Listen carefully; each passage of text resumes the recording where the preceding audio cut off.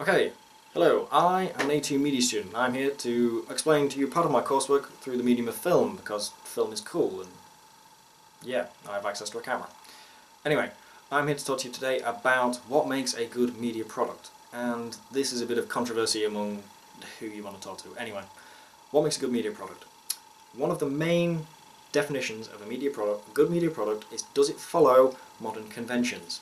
Now, there are loads of conventions and I can't be asked to explain them all now because that would take too much time, and I really can't be bothered to edit it all together because that's going to be a long time sat in front of a computer typing away, and now I'm done with it. Right, cracking on. 1. Good cinematography. This is appropriate use of camera angles, lighting, framing, camera movements, the ability to use a Steadicam. Hunger Games. That's all I'm going to say. Now, this is because a short film is, by definition, a film that's shorter. So if you're going to make a short film, make it look good. I've seen some films out there that are absolutely fantastic and they're only 4 minutes long. Do that. In fact, I'll put some links in the description doobly-doo thing. You can have a look. Okay. 2. Have appropriate mise-en-scene. Now, mise-en-scene, as everyone will know, is, or if you don't, I'll explain now. It's props, it's setting, it's clothes, it's everything. It's anything from hats to swords to little props like little books. Now, none of this is actually important to a film. However, if it's not working and it doesn't support the flow of the film, then there's no point in doing it. If you have a romance novel that you are adapting into film, don't put Godzilla in the back. It's just, it doesn't work, okay? Right, moving on.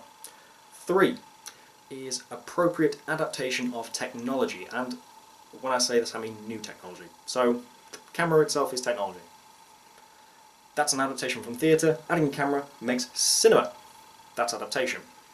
We had, starting off, stop motion animation. This was camera plus actor plus a sculptor making little skeletons that then move in stop motion animation, edit it all together. That's appropriate, that is good use of that convention.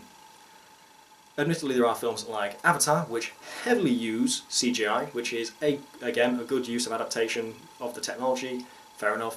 Peter Jackson, I think, does this flawlessly. If you've looked at Lord of the Rings, some of the CGI shots on there are absolutely fabulous, pray to the altar of Peter Jackson. But other than that, he uses miniatures too. This is using old technology. Now, this is a convention that I do and I don't agree with. If something wants to use modern technology, do it. If you want to do modern and old, do it. Don't discriminate against those people that use very little technology.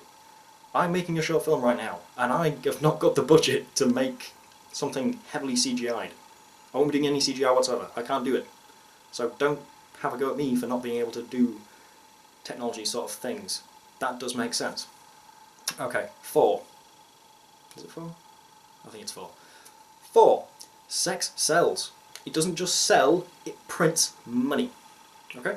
You have a cinematography, okay? Looking at cinematography, a woman walks into a room. What happens? The camera starts off at her feet and it slowly pans up, it hovers at her waist and then it brings back up and then it shows her face. That's very sexualized. That's just a camera movement. Okay? This admittedly goes into Mulvey's theory of male gaze, however I will explain that in another video.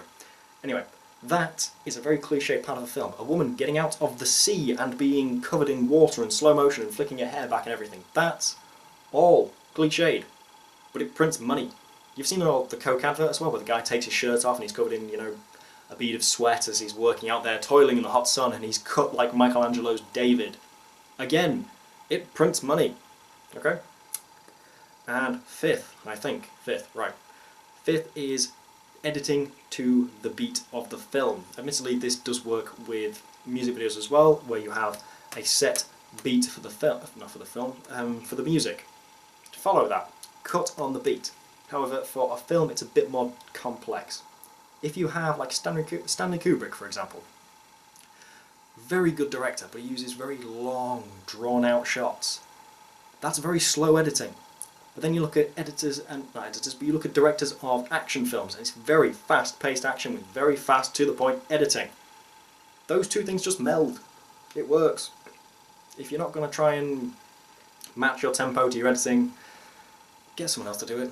That's the best thing I can say. Anyway, moving on. Now, these are all, by definition, the makings of a good product. But you know as well as I that there are some crap films out there that all follow modern conventions but just suck. They're really, really bad. I mean, I've got loads. I don't know why. They're like £3 at Tesco, so I just buy them, even though I hate them because they're crap. Anyway, other than that, by definition, these should be good media products, but there's one thing that they're missing, and that is heart and soul. Admittedly, it's something completely arbitrary and you can't measure it, it's intangible, whatever. But if a film is made to appease the lowest common denominator, it just doesn't work. I mean, you can have an action film, and you could sell it again and again and again and again, every single year, another action film, same premise, same actors, without fail. I'm looking at The Expendables, okay? Admittedly, it's all actors, again and again and again, same film, again and again and again, and they think it prints money, and it kind of does. But that's because focus groups say it'll print money, and I don't like focus groups. And admittedly, those films will go on, but they won't last forever. Whereas you look at Fight Club. Fight Club is a fantastic film, and it is a film that did not make an absolute killing at the box office. Did it get censored? Oh god, did it get censored. Everything was cut from the film, basically. Anything that involved some form of nudity that wasn't meant to be there as part of the artistic thing of the film was taken out, which I don't agree with anyway. But it has a cult following, it has heart and it has soul that people love. It had a director and a writer that wanted the film to succeed, and it will go down in history and it will never be forgotten. But The Expendables 3, apart from the fact that I know that it's got a double-page list of actors from 80s and 90s action films, other than that, I won't remember what it's about in the next 10 years. But Fight Club I will remember till the day that I die. That, to me, is a good media product. And that's about all I can say, really.